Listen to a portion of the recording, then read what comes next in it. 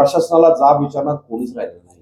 ना पोलीस ना न्यायालय ना लोकांच्या यंत्रणेवरचा विश्वास नाही, म्हणून झालेला आहे. या शहरात तुम्ही जिथे जाता डायरेक्ट विचारता की हे कायद्यामध्ये म्हटलेले आहे, तुम्ही त्याप्रमाणे करता का, तुम्हाला तो अधिकार आहे का, लोक त्याला अप्रिशिएट करतात. आम्ही साहेब जी मोहीम केली जनतेच्या वतीनं, कारण जनतेचं हे ऐकत नाहीत, जनतेला उभं करत नाहीत, की ज्या माणसाकडे काम असतंय त्याला भेटायला माणूस पालिकेत किंवा जिल्हाधिकारी कार्यालयात जातो, त्या माणसाच्या समोर हा माणूस जातो आणि नंतर कळतं हेच तो माणूस होता की ज्याच्याकडून मला सही पाहिजे होती.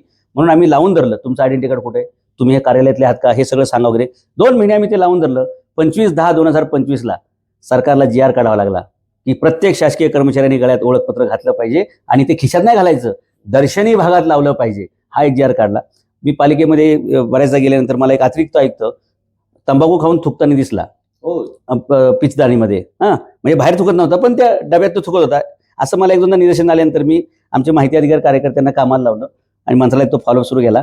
दुर्दैव असं आहे की तो माणूस 31 मेला रिटायर झाला आणि 5 मेला म्हणजे 31 मार्चला तो अधिकारी रिटायर झाला आणि 5 एप्रिलला सरकारने GR काढला आमच्या आग्रहास्तव की सरकारी कर्मचाऱ्यांनी सरकारी कार्यालयांनी वेळेत सरकारी कार्यालयात गुटखा खाऊ नये, तंबाखू खाऊ नये, सुपारी खाऊ नये, असे हे 2 कायदे माझ्यामुळे सरकारला करावे लागले. हाच आमच्या जनतेचा विजय. आणि भविष्यात तुम्हाला सांगतो आम्ही नागरिकांची सनद ही सुद्धा अंमलात आणू.